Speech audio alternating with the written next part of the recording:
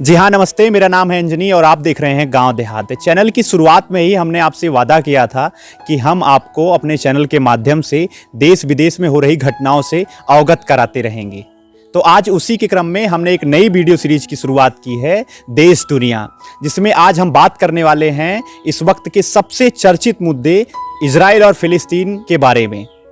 जी हाँ, ये मुद्दा पूरे विश्व में छाया हुआ है। एक दूसरे पर हमले की वजह से ये मुद्दा अब युद्ध का रूप ले चुका है। सोशल मीडिया पर, फेसबुक पर, इंटरनेट पर तमाम प्रकार की जानकारियां उपलब्ध हैं, तो कहीं ना कहीं अफवाहें भी फैलाई जा रही हैं।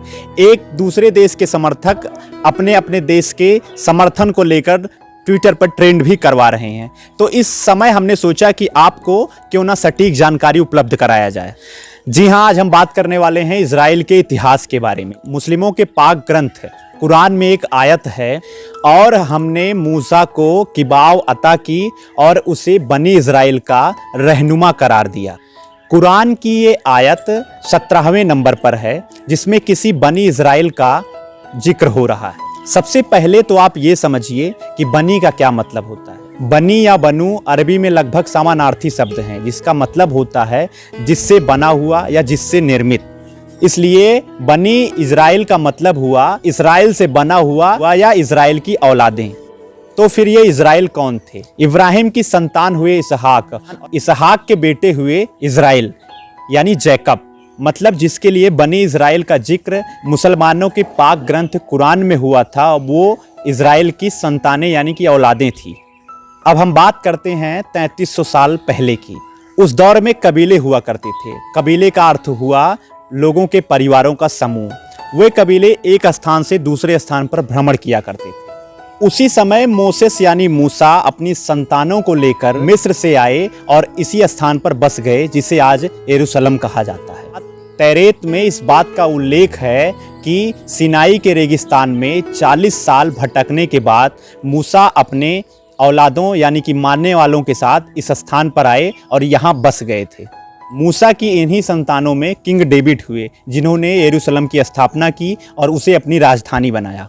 आगे चलकर किंग सुलेमान हुए, जिन्होंने पहाड़ का मंदिर यानी कि टेम्पल ऑन माउंट बनाया, जिस पर मुसलमान अपना दावा करते हैं। हालांकि इजराइल की संतानों पर पहला आक्रमण मुस्लिम आक्रमणकारियों ने नहीं किया था।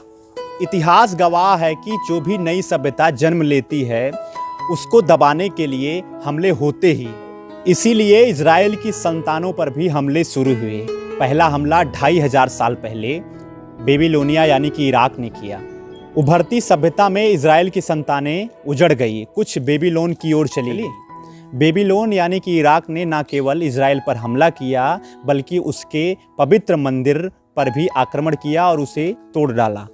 तब से इजराइल की संतानों पर लगातार हमले होते रहे। पारसियों ने हमला किया, सिकंदर ने हमला किया, रोमन के राजाओं ने भी इजराइल की संतानों पर खूब हमले किए।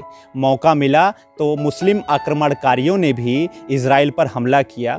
यहाँ तक कि इस्लामिक खलीफा अब्द अल मलिक ने तो वहाँ के पवित्र पहाड़ों के मंदिर को तोड़कर वहाँ पर मस्जिद बना दी। इन हमलावरों में सबसे आखिरी हमला था ब्रिटिशों का, जिन्होंने इजराइल के अस्तित्व को स्वीकारा, लेकिन वो भी टूटे फूटे और खंडित रूपों में।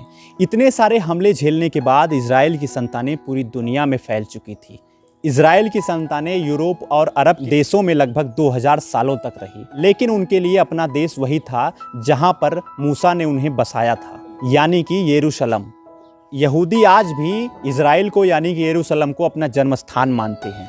यहूदी अरब देश की सबसे आदिम सभ्यता है, जिसने इतने हमले झेलने के बाद भी अपनी सभ्यता को बचाए रखने का पूरा प्रयास किया और बचाए भी रखा है, जिस पर लगातार आज भी हमले जारी हैं। इन सारे हमलों की जानकारी से तो एक बात साफ हो जाती है कि इजराइल अब भी अपने हक की, अपने अस्तित्व की लड़ाई लड़ रहा है। तकनीकी एवं सैन्य शक्तियों से समृद्ध इजराइल अरब के सबसे ताकतवर देशों में से एक है, जिससे पंगा लेने के लिए सुपर पावर अमेरिका को भी एक बार जरूर सोचना पड़ता है। वर्तमान समय में दोनों देश इजराइल और फिलिस्तीन एक दूसरे पर हमले किए जा रहे हैं, जिससे स्थितियां भयावह हैं। ऐसा माना जा रहा है कि इन दोनों का आपस में लड़ना तृतीय विश्व युद्ध की एक शुरुआत है। जी हाँ, ये तो रही इजराइल के इतिहास की जानकारी। ठीक इसी तरीके से किसी अन्य विदेशी मुद्दों की जानकारी के साथ हम जल्द हाजिर होंगे। तब तक के लिए आप देखते रहिए गांव देहात और बने रहिए गांव देहात के साथ।